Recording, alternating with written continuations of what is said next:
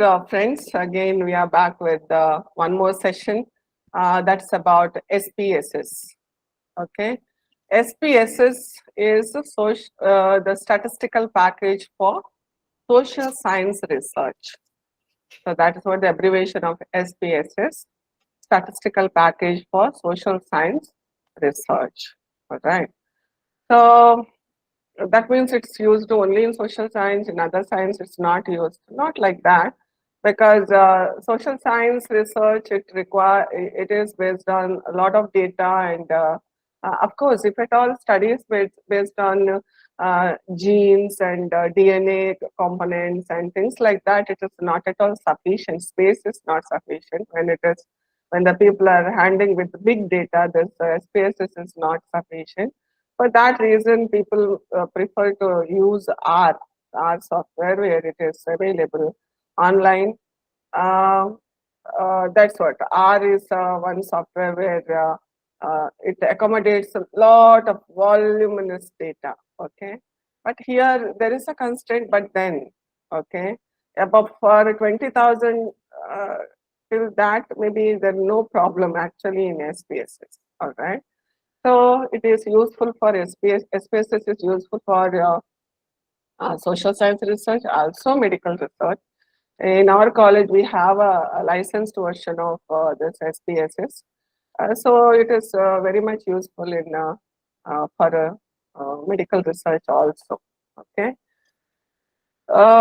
Okay. Now to learn SPSS. Okay. Before learning SPSS, or maybe I can tell you that if you want to operate SPSS, we need to have a knowledge regarding statistics also. Okay. And people say that I know SPSS. If you know SPSS, doesn't mean that if at all anybody says I know SPSS, that doesn't mean that they know statistics. Okay.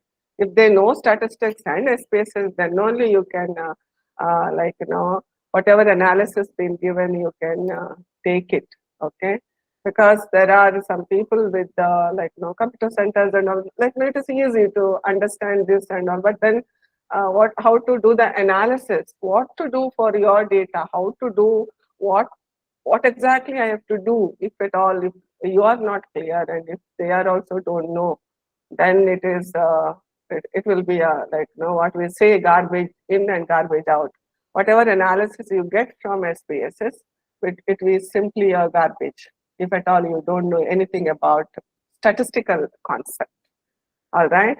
Because I know that if there is no SPSS, something they'll do, even on serial number also analysis will be done and sent. So that is a, like, scenario. That's why I'm telling we need to have a knowledge regarding SPSS. I know that all of us, that is including any PG course, there is a statistics the subject. Okay, you know what is mean median mode, you know what is correlation, you know what are tests. Maybe at a time for your data, maybe you might be confused, or maybe if it is manually doing, you might be doing it also. But in SPSS, maybe you may not, you don't know. You know the t-test has to be done or chi-square test has to be done, but then how to do it in SPSS? Because manually doing the data, manually handling the data, it's not possible. It will be a voluminous data, right? Classroom teaching, what we do, we give one sample data, one small sample size we give, and we make the students to do it and interpret it. But when you are handling your research data, it is voluminous. It is not possible as such. Like, not possible. It's not the question. It is time consuming actually. Time consuming, or maybe there might be errors. Okay. So these are the reasons. So it is better if we learn some authentic software wherein we can do analysis if we know what to do. Okay, you can do analysis maybe in a click. Okay, within a short span of time we can complete our analysis. Okay. So before that, that's why I'm telling you, before that, before learning SPSS, okay, let us have little bit knowledge regarding data analysis. Okay. So that's what I want, like, no, now for an half an hour, maybe we can discuss about it, and then we'll start SPSS, how to enter the data first, and then one more thing, how to enter, if you know, maybe 50% of your tension will be over. After that, maybe how to analyze each one.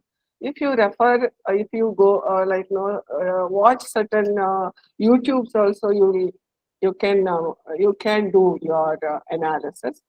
A little bit orientation is required to, like, to understand SPSS, rather looking at, oh, I don't know what that is a software and I don't know what to do, and all. Instead of that, maybe you familiarize yourself how to go about it, and how to start with, how to prepare the data in SPSS at least. Then it will be easy. After that, whatever test or whatever you have to find out, you can definitely take. We will do it a little bit with the some, because you know that we have the, see, SPSS software, maybe we conduct 1 2 to 3 days workshop actually. For our PGs also we conduct sometimes 2 to 3 days workshop. So that much is required, dear friends. So within short time now, how much it's possible, let us try to do it. I will not hurry with anything.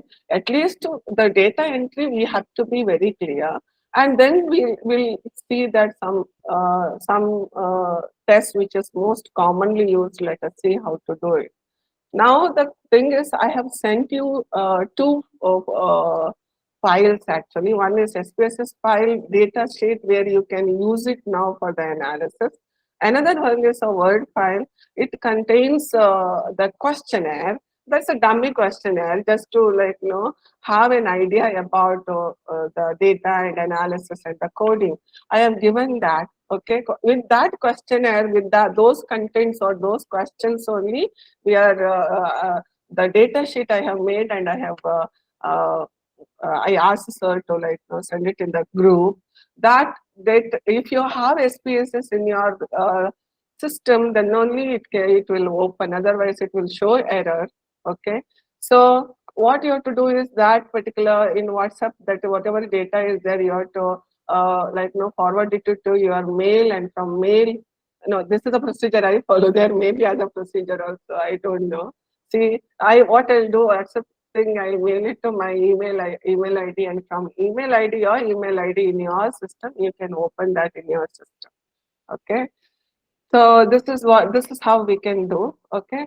So now I think let us have a little bit knowledge about data analysis. In the first session only, I have given some gist of data analysis, yes, but then we'll have again one more, again one refreshing session for data analysis. There, that time also one hardly some time we have taken, because the whole methodology we discussed. Now little bit will take some time to, like, discuss about data analysis. Okay. So, in this session, we will see that what are the commonly used statistical tools for description of data, and commonly used statistical tools for drawing inference, and then SPSS with practical exercise. All right. Okay. So, in the first session itself, I have given you that these are the steps in conducting research. Selection of the topic, literature review. Again, I'm repeating the same thing. You have to form the objectives and then hypothesis. Then you have to prepare a research design. It's called a synopsis. Okay, it should contain entire blueprint of your study journey, that research design actually. Next, you have to collect the data. Before that, you have to prepare a questionnaire, that we have seen in the last class. Little bit about questionnaire we have seen. And then after preparing, after setting everything right, or your questionnaire is found to be valid and reliable, then we go for analyzing the data. Okay, that is what the next part, that is analysis of data. All right. So the data will be in this form actually. Once you collect the data, we have to prepare data in a Excel form. See, before, in a long way behind, that is maybe maybe I was doing my graduation where the computer has not yet come that time. Okay. Maybe when I was in PUC, that computer started coming. But before that, how the people might have done this master chart, you might be wondering. Okay, so they used to take a big graph sheet and then their squares are there. No, they used to use that and they used to enter the data in that, because unless you enter the data or prepare a master chart like this, the analysis, whether it is manually or whether it is using the system, it is not possible. So master chart has to be done. Master chart should contain coded information. And you can see here area, gender, age, religion, everything, everywhere 1, 2, 1, 2, 3, 4 are there. And then you know that here in area 1 means rural and 2 means urban, because it is easy to handle one thing. And then for the analysis, SPSS is very happy with these coded informations. Okay, the text forms, it is a little difficult in the sense, uh, not very okay. Like no, these coded things are always like no welcome, and SPSS feel happy that, oh, that the coded information is being okay, yeah, given to me like that. Okay, coded information is always better. So that's what we'll see, how to code each response. All right, later. But when the data after preparing the master chart, okay, this data by itself is not a knowledge, because our main interest in research is deriving the knowledge. You know that. Publish and then it becomes a knowledge for the others and for the community and for the human service. All right. Data by itself is not a knowledge. It need to be. So it is not. It need to be derived from this. Okay. So data, from the data, if at all it has to become knowledge, we need to have, or we need to know, or it has to undergo statistical analysis. Okay, statistical analysis means transforming the collected data to interpretable form. Okay, to interpretable form. Okay, we need statistical techniques. We need a knowledge of statistical techniques. So by this data, how to derive the knowledge? We have to undergo data analysis. Why data analysis? Again, to derive the knowledge. How, in what way, in what form? Finding the facts. I have told you in the very first beginning of my session in the first day, why we do research: exploration, explanation, description, prediction, and to assess. These are the 5 points we have seen: exploration, explanation, then description, prediction, and then assessment. So to explore the facts, to find the facts, to test the hypothesis, to generalize, to assess, to measure the change, to explain, to predict, all these things. By see, in your research, one or the other things will be there, one or more of these things will be there. Okay, so these will become the knowledge for for us.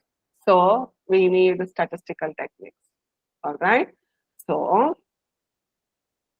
statistical analysis has a 4 steps here actually. Statistical analysis means there are 4 steps. That is preparation of the master chart in the beginning, then descriptive analysis, then comes inferential analysis. That's what we discussed yesterday. Why generalization, the hypothesis testing we have seen. So inferential analysis. Then communicating the information, communication. How you are communicating, what you analyzed to the people, how you are communicating, whether you are communicating in the table form, whether you are communicating with the diagrammatic form, in what form you are communicating. That is what the last thing. All right. So preparation of the master chart, of course, like this preparation of the master chart we have to do. That we'll do with the SPSS. Okay. Like no here, if at all this is a questionnaire, the area, that 1 and 2. Sometimes that's what in the questionnaire only you will give that one is this category, this category, this category. See here, area is one attribute, okay, or the parameter. It has got 2 categories, correct? No, 2 options or the categories. Area has 2 options, gender has 2 options, age has 2 options. So these are all the area, gender. So in your see, suppose if at all people ask you that which are all the parameters you included in your study, okay? So you can tell them that mainly what are the parameters which will reflected in the objective. But in your questionnaire, each question is a parameter for your study. Each question is a parameter. All right. That is a parameter we say. Each question is a parameter for your study. If I tell here question, that question or the parameter or there is something called as construct also. There is something called as construct. Construct is obtained by measuring few parameters, in the sense questions. Okay, the questionnaire, in the questionnaire, questions are also called as items. It's also called as, technically called as items. Okay, items in the questionnaire means each question in the questionnaire. So constructs, what we call, they are all defined by many items. Okay, suppose if you are taking job satisfaction being measured by 5 statements or 5 items or 5 questions, something like this. All right. So here the area, gender, age, these things are also called as attributes or the parameters or the items or the questions or then variable. Okay. But statistically, there are some definitions for variable and attribute. But in research activity, it is nothing like, the variable is something which is varying from person to person. So we use it in that sense. All right. So Madam, excuse me. yeah. There is a question from Vijendra Shanai. It's a Uh, lengthy question. May I okay. read it, madam? Yeah, Yeah. sir. Madam, you told mere operating knowledge of SPSS is not enough. Yes. We should have knowledge of statistics too. Yeah. But while speaking statistically, we Uh, use population is normally distributed. In yes. queuing theory, we come across people are coming in Poisson distribution. Okay. How to interpret these in common words, or how to understand these from a layman's viewpoint? I'm asking this because if we know these, then we can easily decide which test is to be applied in which situation. Yes. Yes. Yes, sir. See, which test has to be decided for which data. Okay. So all the test has its own assumptions to be assumptions to be verified. Okay. There are assumptions for every test. Okay. So that is why there are tests called divided under 2 headings, that is parametric test and non-parametric test. I think let me talk about this little while later. I will discuss about this little while later. I am coming to that part. Okay. Shanai sir, if at all it's okay, I'll take that in little while later. Okay. I think it would be better. Yeah. Because So he now can I'll explain. just talk about we are going to talk about it later also, because when you decide, because yesterday I told you have to do the test has to be done, but parametric and non-parametric are there. We have to decide which is better for us. All right. Okay. Now, area is 1, 2, and then gender is 1, 2 here, male and female. There are 2 categories, so I can give 1 and 2. So that's what this coding has to be done. After coding, we have to prepare this master chart. Okay. After the preparation of the master chart, next part comes the descriptive analysis. Now, dear friends, what is this descriptive analysis and inferential statistical analysis divided into 2 headings, that is descriptive analysis and inferential analysis. Descriptive analysis means the components or the like the statistical methods used to describe the data. One of them is what you know commonly, it is a mean, average. We always say that average, on an average so much. Okay. Why we use average concept here? To describe the voluminous data. It is easy to analyze, easy to tell, easy to compare. So we say that on an average so much. All right. So that is one of them actually. So descriptive analysis means to describe the voluminous data. That is very important. Describing the I mean, like, concising that voluminous data to few measures so that we have to draw conclusion, interpretation has to be drawn on that. So descriptive analysis is referring that how you handle the voluminous data in few figures. Okay, few figures, that's called as descriptive analysis. In that, the basic analysis, or I'll tell you later, little while later. Next is inferential analysis. This you know that is inferential analysis means drawing or generalizing to the population. All right, that is inferential analysis, that communication. So let us consider now descriptive analysis. Now, descriptive analysis of this table, what all the descriptive analysis we can do, okay? How to describe these information. Here only 20 are there. It is a part of 200 data actually. 20 I have shown here. 20 describing is easy. Or like, if at all easy also, how it has to be described. How to describe these information. So, descriptive analysis is a description of the data done by finding the frequency and percentage. This is we do commonly, we do, everyone we do this, and most of the studies, sometimes if at all you go back to 20 years back, or this will be there in any study, okay? That frequency and percentage. Frequency means what? Number of respondents. We call it as frequency, and percentage of that. This is a one way. Whenever your data is categorical, see, these are all the data are categorical. I told you that there is a, okay, I'll tell you that. See, all this area, gender, age, religion, type of family, education status, income, these are all categorical data. Okay, categorical data means what? It is not in terms of amount, they are in terms of categories. All right, but there is one down, I have given something, number of I can't see here now. Okay, suppose it has been, suppose instead of income, instead of giving that less than 500, less than 5,000, 5,000 to 10,000, if I keep it blank, if the person fills that 20,000, then if at all that, like that data if you have, then it is called as, see here, yeah, it is there here, number of times visited per month, the in certain services. So this is a quantitative data. These are all categorical data. Okay, these are all categorical data. But then one more thing is that level of satisfaction. Level of satisfaction is categorical, right? But they are little better than that. That is, they are a rating scales, in the sense Likert rating scale, Likert scale it is. So it is 5, 4, 3, 2, 1. So the intervals are same, so we call it as interval scale, and this is better than the categorical data. It can be treated as categorical data, or it can be treated as in social science research, it can be treated as a quantitative data. Whenever there is a voluminous data, that means we settle for a large sample, we can calculate, we can consider this, okay, level of satisfaction.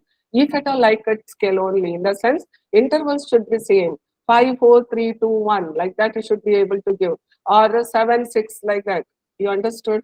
9 from that, okay. So, or even semantic rating scale, I told you that also you can consider in social science research as a quantitative data. And the number of times it is a quantitative data. All these are categorical data. For all these categorical data, we merely find frequency and percentage. Okay. If at all quantitative data, then it is better to find mean and standard deviation, or median and interquartile range, rather the finding out the frequency and percentage. So the interval scale has a both component there. You can find frequency, percentage also, and then mean also. It will give a beautiful explanation for you for a rating scale. That's why whenever we say that, yesterday that was a thing, like, somebody pointed out that people are running behind rating scales rather categorical data. Because why? Because this is the reason. It can be considered as otherwise quantification in the social science research is very hard. right? So people go behind this rating scales. If anything is there, let me do it with the rating scale so that, okay, so that I can utilize maximum statistical techniques in that. So you for this rating scale, you can use most of the statistical techniques. Of course, it should be large sample. Okay, so even SEM you can perform using these rating scales. All right, but categorical data it is no. In ordinal data, it is possible, but I don't want to again go into that detail because we don't have a time actually for all those things to discuss. So now I'll call this as a categorical data and the quantitative data. Okay, so that's what yeah. For a categorical data, we will be finding out frequency and percentage. And for a quantitative data, we can calculate mean, median, and standard deviation. So mean or median, that is left to us, where it depends on, again, it has been pointed out whether yeah, where we can use median. I have the slides, I'll show you that. Okay, so we can descriptive analysis means this only, dear friends, that is finding out frequency and percentage for categorical data, and finding out mean and standard deviation for a quantitative data, including rating scale, I am telling you. And quantity means the amount. All your financial data can be the quantitative data, or in the rating scale. That is why that's what I am repeating it again, that the since rating scale can be considered for a maximum statistical tool can be applied for that. So people running behind the quantitative data, I mean the rating scale. Okay, so these are the analysis to describe the data. All right. Suppose I have this area and gender, I can show this in this form. See, just a frequency means what here? 5 is a frequency and 50% is a percentage of that. 5 and 50%, 6 and 4, like that. How you can, this is the gender-wise distribution of the respondents, okay? Total, there are 11 males and 9 females. 11 females comprises 55% and 9 females comprises 45%. And that's what. And there are 10 rural and 10 urban respondents are there. So you can interpret in the form of percentage itself. All right. So I have one more table here, area and age. So age-wise distribution of respondents. There are 4 respondents belong to age group of 30 to 39. Again, 4 40 to 49. 9 of them, that is a majority in this particular category, 50 to 59, and 3 of them 60 to 69. All right. The percentages are there. All right. So this is what we say, that frequency and percentage, nothing else we can do, nothing more than this. Please don't calculate mean for gender. Please don't calculate mean for age if at all given the category like this. Okay. If actually age is given to you, then we can calculate mean. Okay, so area, the mean you don't calculate, even though numbers are there, doesn't mean that they are the numbers, the mathematical numbers, it represent or it has a mathematical operations. We cannot do any mathematical operation. All right. So that is a one, again, 1 or 2 hours description about the how the data, what is the data. There are, we say that there are 4 levels of measurement: nominal level, ordinal level, interval level, and ratio level. What are all, each has a category, all those things are there, but then I call it as the nominal level and ordinal level as a categorical data, and interval level and quantitative data as somebody told yesterday also, metric scale, metric level, ratio level, or the quantitative data I'll call it. Okay, call this quantitative data. So area and age is there, like this is the frequency and percentage again. All right. So now level of satisfaction and the area is there. See here, in the rural, highly dissatisfied with 2 and dissatisfied with 3 and satisfied with 4, highly satisfied with 1. Okay. So level of satisfaction and area.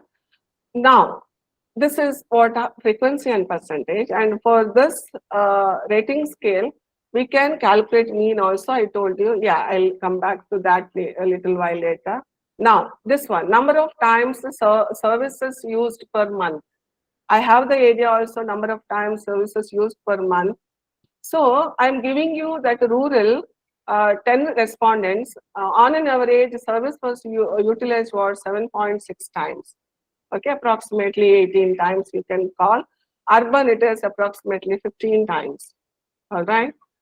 Now, friends, okay, now, see, in research or then whenever you calculate mean, we calculate mean, and when we are reporting, see, in this case, it is very clear how many people were there and how it has been distributed. But here, what happens, we are having a like no mean 17.6. But we don't get to see because this table will not be given, data set will not be given along with any publication. So mean is 17.6. What you understand by that? We say we think that it is around 17.6. But what is the variation around this? Because our sample size is 300 or 400, and we are saying that on an average is 17.6, and we will not get to know what is the distribution of the data. That means in and out or in and around 17.6, how much it is being distributed. We will not understand. So that is the reason why it has to be accompanied with the one more measure, that is standard deviation. Standard deviation is very important, where it is must along with the mean. It will not be interpreted like no with the like no statements, but it has to stand along with the mean. It is 17.6 plus or minus 5.9. Understood? Oh, and 15.2 plus or minus 6.4. What you understand? So 17.6 plus or minus 5.9, it indicates that 68% of the data is in that range. 68%, if it is a normal distribution, then it is, we say that 68% of the data is in this, then it is coming in under 1 sigma limit. Okay, so 17.6 plus or minus 5.9 is a like no a very good representation than only talking about mean 17.6. So whenever you are giving mean, along with that standard deviation has to be given, because otherwise data is cannot be visualized how the distribution is. I'll give you one simple example why standard deviation is very important. Okay. So this is an example. What you see here. Can I have a response, please?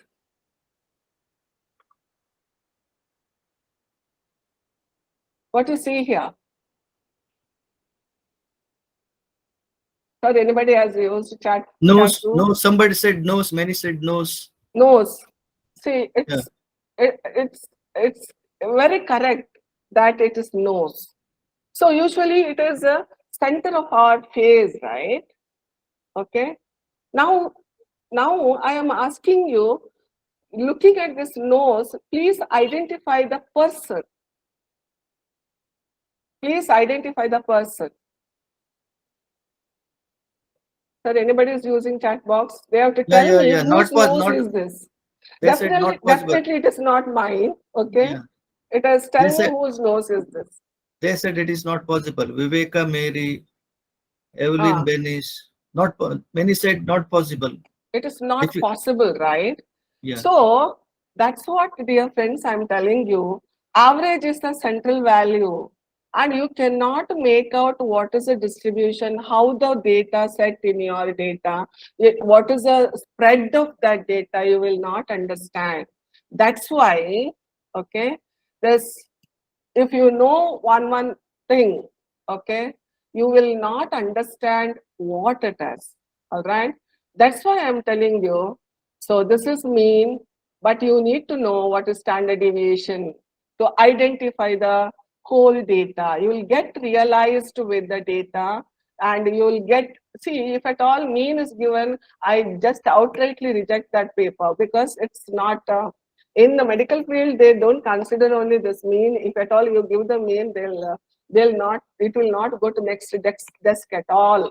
If at all it is how much big also. But then if at all very good research, if they want that thing to be published, then they send it back asking for standard deviation. please accomplish standard deviation. But nowadays, all are aware that mean and standard deviation should be given. Most of the things in our medical field, it is based on mean and standard deviation. But then, if at all it is not normal, of course, we are giving it with the median and IQR. Okay. I think you understood that what is the use of standard deviation here. Okay.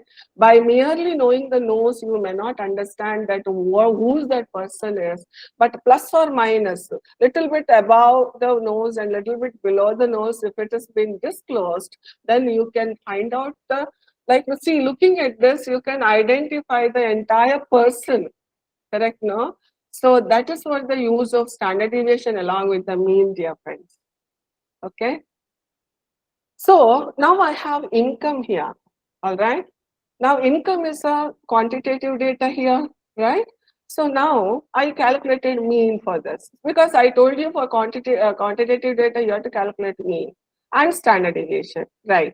So standard deviation I have not calculated, but we have, when we are reporting, definitely we have to calculate. But here my intention of showing it is like, no, average income is rupees 87,150. All right. Now I am asking you, is this true? And I'm not talking about my calculation is wrong or right. I'm not. Calculation is very much correct. So, but average when you calculate, you get 87,150. So, average income of the person per month, it comes 87,150 for a. Suppose this is in from one locality. So, I am going to conclude that 87,150. Now, you have to tell me, is this true? When you said not true, Why it is not true? What happened? Why it is average, calculated properly.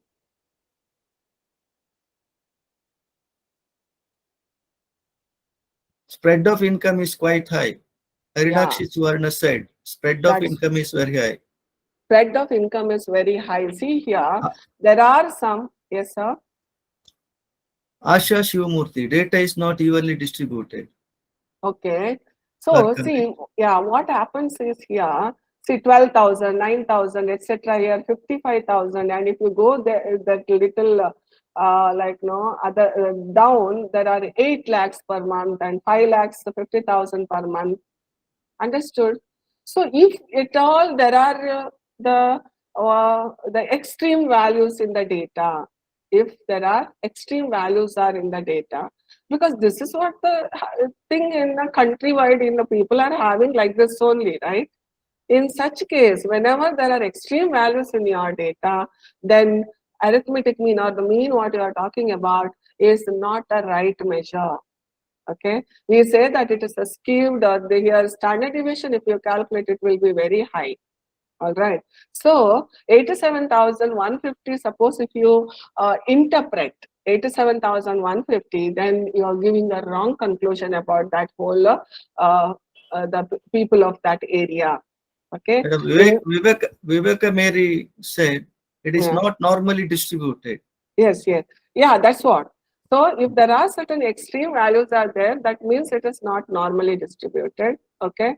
So you need to identify that there are extreme values are there because data is with you and values are with you. But when you report it in the publication, I will not be knowing that what is whether there are extreme values. But then with looking at the standard deviation, I definitely understand that data is very much skewed. It's not uniform. All right. So it is 87,150 mean representation is representing in terms of mean is not a right way. So in this case, which is the right measure? Median is the right measure. Okay. So median is a middlemost value. So here it comes as 17,500. See where it is 87,000, where it is 17,000, right? So this is what the actual income of that locality. So you can report 17,500 rather 87,000. So median is a right measure. So that's what. So you will be using basically that median, and there is along with the median interquartile range also you can use. Okay, instead of standard deviation, mean or standard deviation or median or interquartile range. Okay, these are the um, What is that? These are the methods to summarize the data. All right. Now you look at this table here. Yeah, see, this is a one perfect table which you can represent. This is area of wheat cultivation. This is one table. Here we have given CN is given, then this, and then mean, standard deviation, and median also given. Okay. See here, standard deviation. Standard deviation is like, sometimes it is more than the mean, sometimes it is more than the mean. All right. So it is that shows that the scatteredness of the data is very high. In such case, mean will disturb the interpretation there. So median is the right way of, see here 5.45 it shows, but then it is 3.5 acres. All right. So whenever mean and standard deviation comes very close to mean, or it is more than mean, then the median is the right measure. All right. So now here, see farmers rating on market infrastructure. We have, see, very poor, poor, average, good, and very good. And you can calculate here. This is a rating scale. Rating scale in the sense it's in a semantic rating scale. We calculated mean, standard deviation also here. Okay, mean and standard deviation also calculated along with the median. So what I'm telling is that whenever rating scales are there, definitely you can calculate mean and standard deviation in the social science research. Okay. So descriptive analysis is about summarizing voluminous information to meaningful few measures so that meaning of whole data can be derived. So it is frequency and percentage, mean, standard deviation, or median and IQR, interquartile range. Okay, friends. With that, let us move on to the next one, that is inferential analysis. Okay. About inferential analysis, yesterday's class I told you that why we need it in terms of that hypothesis generalization, the hypothesis testing. Okay. See, whenever you have to compare something, whenever you have to find relation with something, whenever you have to find association with something, then we have to use, that is a hypothesis as a statistically we call. In research, it may not be that. Okay, in research, what you are pointing out, some points, they are called as hypothesis. In statistics, anything you want to compare, anything you find correlation, anything you find association, that is a hypothesis for us. There is a correlation, there is an association, or there is a comparison. It is a hypothesis. All right. So in your research, you might be comparing government sector and private sector of something, but when you are comparing, of course, you have to use test. Okay, because you are comparing and you are generalizing, test has to be used. All right. But if you point out certain among them, you can point out certain under your research hypothesis, meaning is what? You are highlighting some important concepts or important results in your study. All right. So don't get confused. Some people, they said when only hypothesis has to be tested. No, why the comparison, when I am comparing like this, why I have to test? No, it has to be tested because you are generalizing. Anything when you are generalizing, it needs to be tested because you know that there is an error, right? So inferential analysis is for comparison of two or many groups, correlation between two or many variables, association between two attributes having two or more options or categories in each attributes. Okay, in this situation, we use inferential analysis. So that's the why we use inferential analysis. This is the same thing I have shown yesterday also. Whenever you conduct research, if at all you have any comparison, if you have any correlation, if you have any association, we call it as hypothesis. And we take a sample to collect the data, and the sample has been derived from the population. And we collect the data for the sample, and we interpret that. We analyze that using statistical methods. Methods means what here? You know now, descriptive analysis. I might have calculated means and standard deviations for some variable.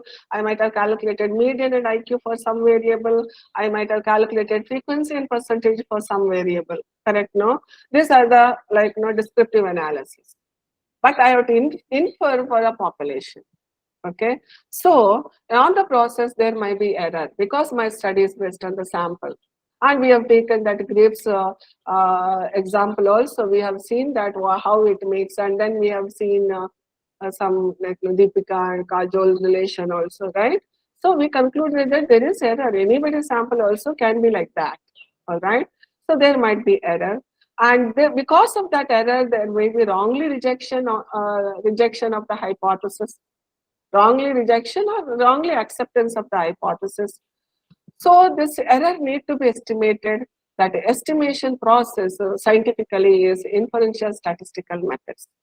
And these inferential statistical methods helps us to calculate error.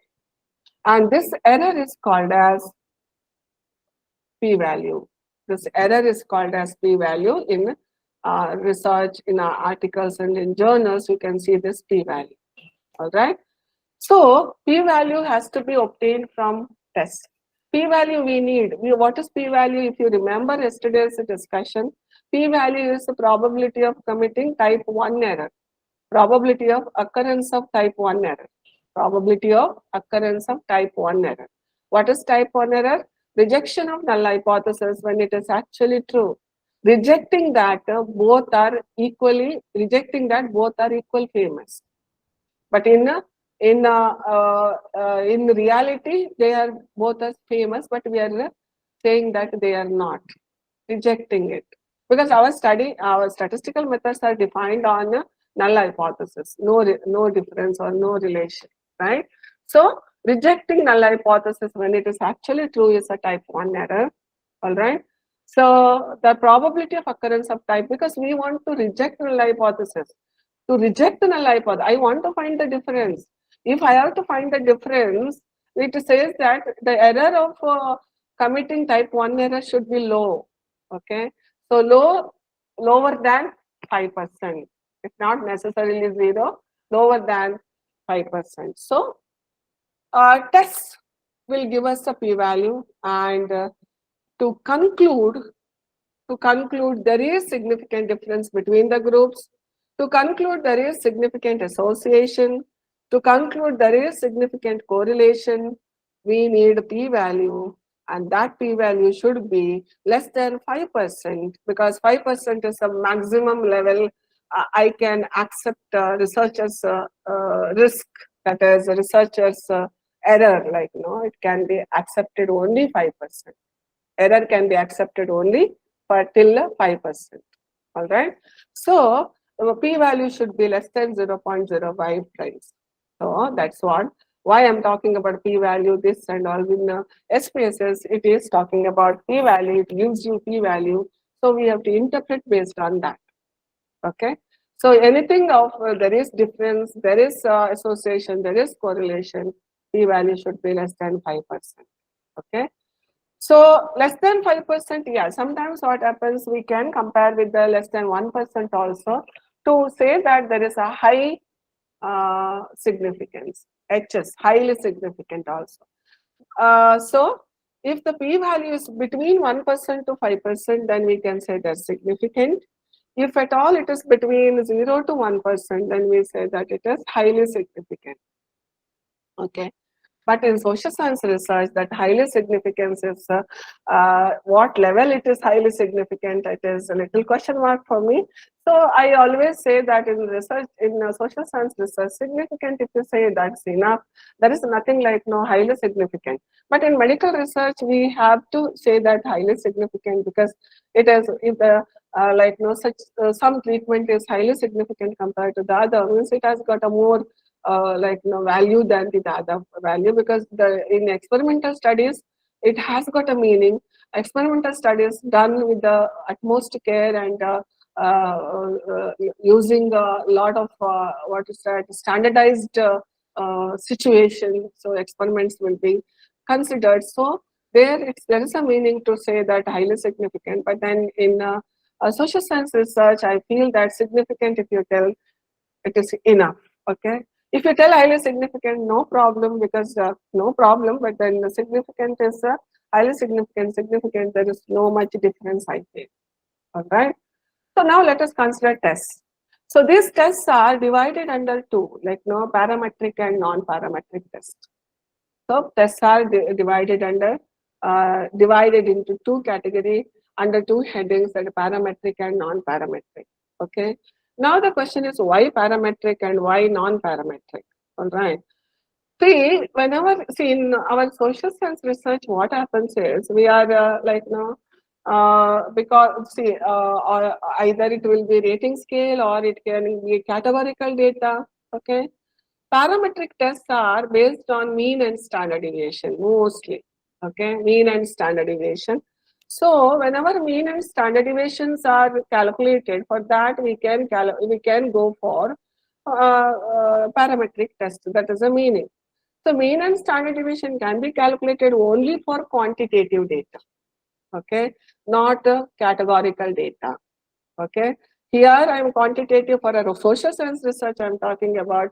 You can include rating scale also, all right. So quantitative data, all right. Now the question is quantitative data also.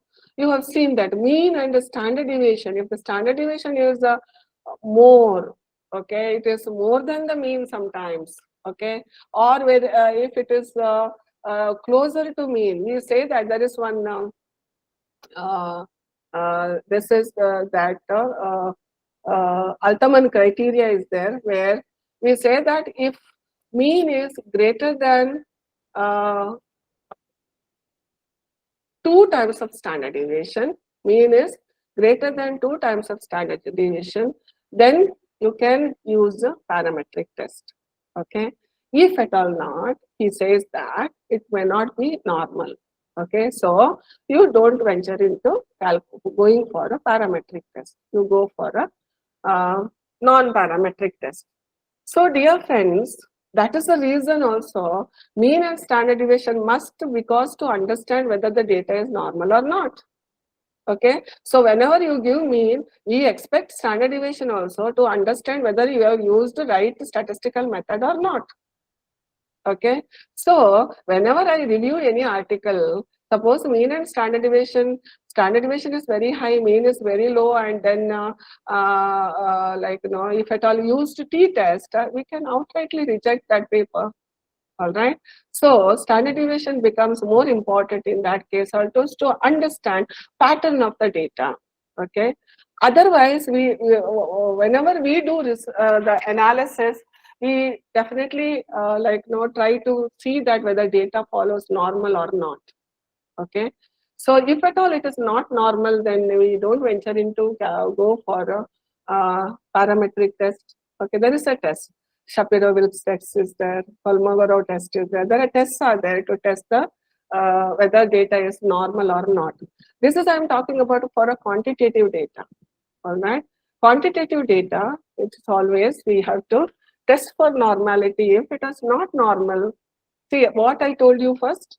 If it all quantitative data, you can go for a parametric test, but it is not for in all the situations, dear friends.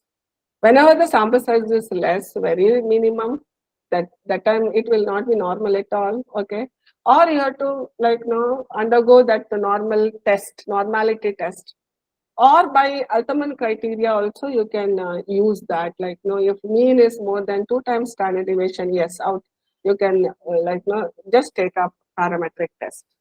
All right. Suppose it is not, even though mean and standard deviation data is quantitative, but still it is not normal, then you have to go for non-parametric test. Okay, so non-parametric test is a test where it is not based on any assumption. So it is, but both will give almost equal result actually. All right, the both now. But why we have to go for non-parametric? Because that's what we shouldn't be drawing wrong conclusions. See, if at all standard deviation is very high and mean is low, what happens is there may be difference, but using parametric test, we might conclude that there is no difference. Okay, that is the reason it might give a wrong conclusion. That's why whenever data is not normal, whenever quantitative data is not normal, we have to take up non-parametric test. Okay, friends. So parametric and non-parametric. So That's why in social science research, even though rating scale, okay, even though rating scale, suppose you are to compare with the uh, uh, private sector and government sector, even though it is rating scale, it is very safe to go for a non-parametric test rather parametric test. Okay, people say that in the most of the journal they used t-test. Here we have used man with t-test, y and all. Okay, no, that is what is man with t-test is safer than parametric test, the t-test in the social science research wherever your data is based on like rating scale, and we derive the, like, of course there are constructs are there, that those constructs are derived by averaging the scores of different scales, also different questions. That time we can use t-test because we can, but then yeah, non-parametric test is safer than parametric test. Madam, Hope yeah, yes sir. there is one question from Vijendra Shanai. uh, Uh, he says, in statistics, we use standard deviation and yes. variance. Hmm. Variance is the square of standard deviation. As Yes. variance is just the square of standard deviation, what is the significance of variance? We can use standard deviation only, you know. Hmm. Yes, sir. So standard deviation is better. Standard deviation, that's what we want, standard deviation only for our any analysis. Okay. Square of the standard deviation is called as variance. Okay. Use of variance is there in in so what is that? Financial data analysis, they use this variance. But instead of variance directly using, rather the coefficient of variation we can use to see the variation among the data. Okay. So suppose if I want to say that two groups or two variables are among the two variables, which variable is varying, shows more variation, I go for rather coefficient of variation than standard deviation, and even coefficient, I mean variation also. So variation is the square of standard deviation. That's all we need in research data. We need mostly standard deviation. Okay. So now let us see something about types of test what we can use. See, uh, friends, here I want to compare between the two groups, private sector and government sector. If I at all I have to use parametric test, I have to use independent t-test or unpaired t-test. And if at all I have to use non-parametric test, I have to use man-Whitney test. Okay, I have to use man-Whitney test. All right.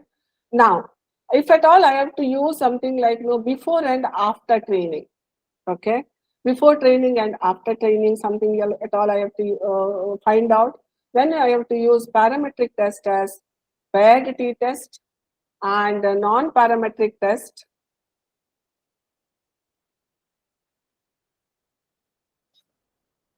Okay, yeah, that slide is not there. Okay. So before the training program and after the training program, that means what? Sometimes your questionnaire will contain like before joining SHG and after joining, what is the change in before joining and after joining, or before the training program and after the training program, what is the situation? Such type of questionnaires I have seen that.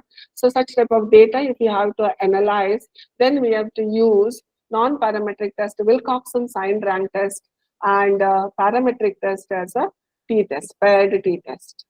Okay, non-parametric test is Wilcoxon signed rank test. All right. Now, suppose you have three set of data to be compared. Three categories are there. See, if at all you are comparing city 1 and city 2, then I told you parametric t-test and non-parametric man-Whitney test. Suppose you have three cities, then you cannot use t-test. You have to use ANOVA as parametric and Kruskal-Wallis test as a non-parametric test. Kruskal-Wallis test as a non-parametric test. All right.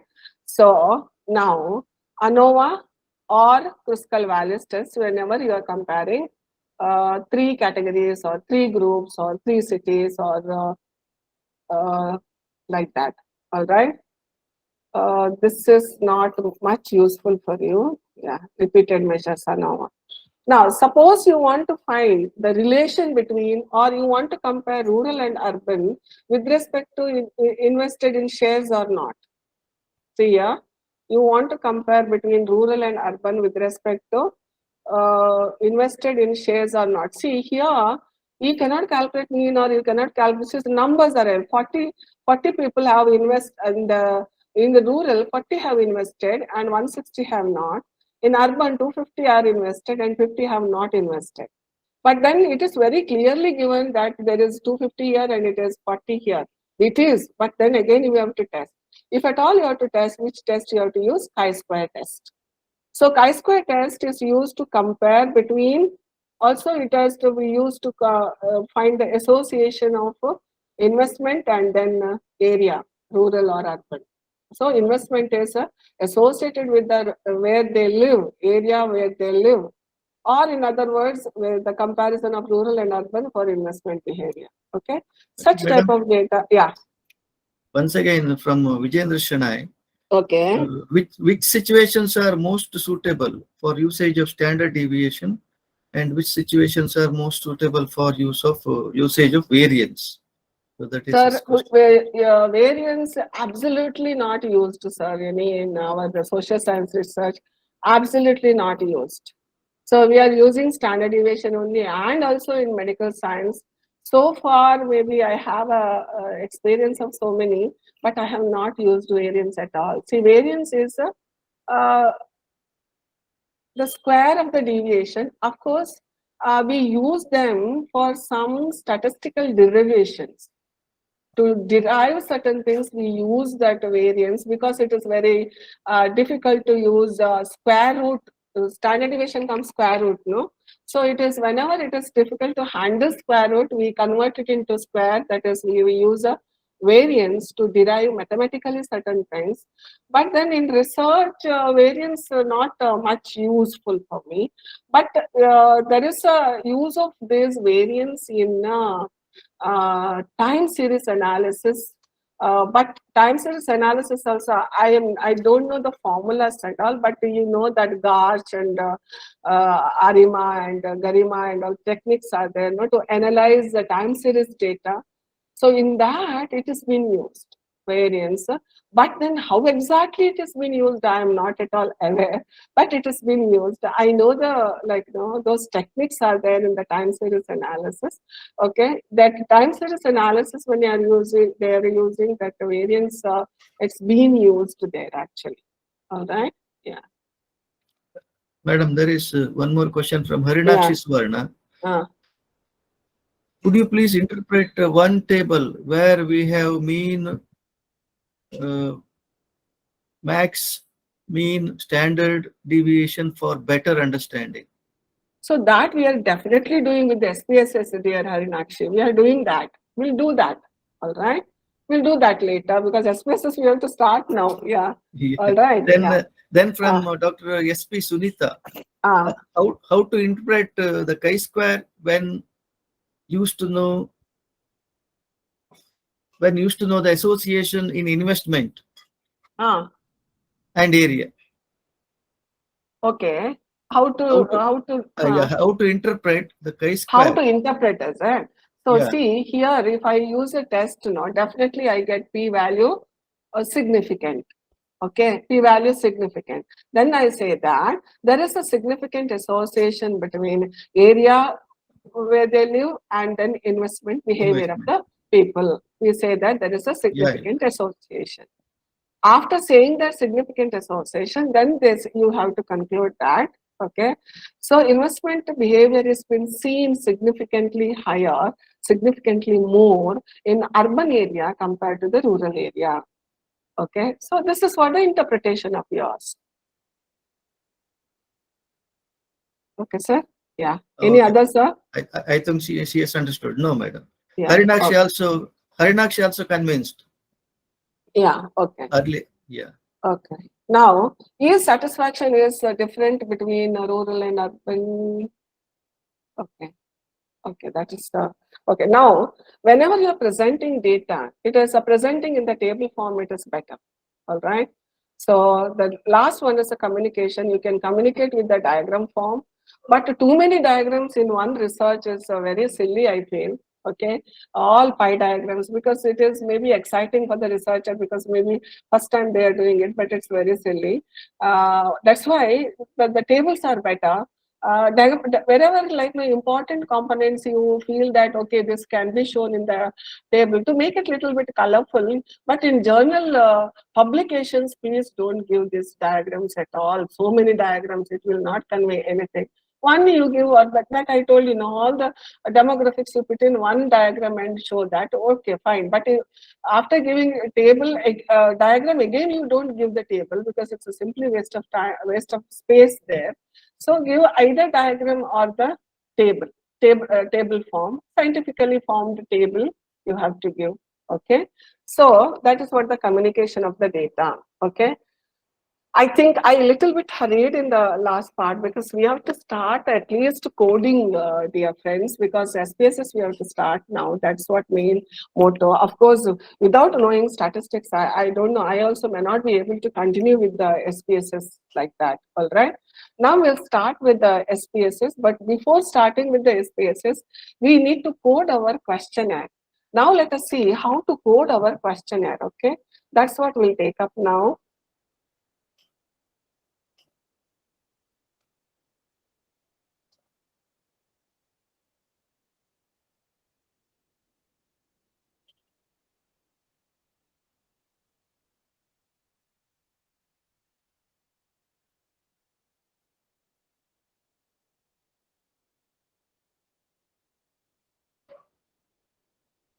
So how to prepare a master chart? Okay, coding the questionnaire is very important before preparing the master chart. Now you think this is the questionnaire. This is what I have given to you actually in WhatsApp. If you can open and see also. Okay. So here how to code. So first of all you have to code your questionnaire. Okay. Then only you can prepare the master chart. How to code the same position as a student, non-teaching staff or teaching staff. I can give student as 1, 2 and 3. You can ask, I can give 1 for teaching staff, 2 for non-teaching, 3 can for student. You can give whatever you want, no problem at all. These numbers will not matter anything for me because for you also, because it is just a number, categorical data, category. Okay, you can give 100, 101, 102 also, no problem at all. So this is just a number, it doesn't carry any meaning, mathematical meaning for this. All right, so categorize. Now gender also you give 1 and 2 like this, male 1 and female 2. Sometimes people tell me that like no, they'll give 1, 2, 3 here, teaching staff. Gender, they'll start with 4 and 5. It is horrible. You don't do that at all. Because one question, that's one variable, 1, 2, 3 there only. All right. Gen Gender, male and female. Male 1, female 2. Okay. Next is faculty, humanity, commerce, science, and other. Okay, 1, 2, 3, 4. Okay. Age 1, 2, 3, 4, 5, and 6. Then religion 1, 2, 3. And type, family type, nuclear 1, joint 1, 2. Now aware or not aware. Okay. Now aware of the type of food available. Yes, 1. No, 2 I am given. Okay. You can give 0 also, no problem. All right. You can give 1 or 2. But because we are going to like decode it, saying that 1 means yes and 2 means no. Or 0 also you can give, no problem at all. All right. Next is food preference. Okay, which one you prefer from your canteen? This is a canteen services actually I have given. Okay, this is a questionnaire. It is shared with you, dear participants. Okay, so this questionnaire is about service quality of canteen. Okay, then now see multiple responses. Yesterday somebody has a doubt like how to analyze this. multiple responses are there. Now, food preference. I might prefer dosa also and meals also, or chapati also. All of them also I can prefer, or I might prefer dosa only. All right. So, dear friends, here, whenever there are multiple response, each response will become a question for us, in the sense variable for us. See, this is one variable, position is one variable, gender is one variable, because this will come in one column, gender will come in another column, faculty will come in another column, age will come in another column, religion will come in another column, family type will come in another column, awareness will come as one column, but food preference will come in 6 columns. Why? Because it has got 6 options and it is a multiple response. Hope you are understanding. Food preference, I'll give that food preferred underscore dosa, food preferred coffee, and food preferred tea, food chapati, food meals, food juice. 6 columns will come for this particular food preferred. And if at all, whichever is ticked, we are giving 1. Not ticked, we can give 2 or 0 also, no problem. Okay. Suppose one respondent ticked for dosa but not ticked for anything for the other, then dosa column you have to give 1 and all the other columns you have to give 2. Okay. So this is how multiple response has to be coded and analyzed accordingly. All right. Next one is like place and ambience of the canteen. You see, place and ambience of the canteen.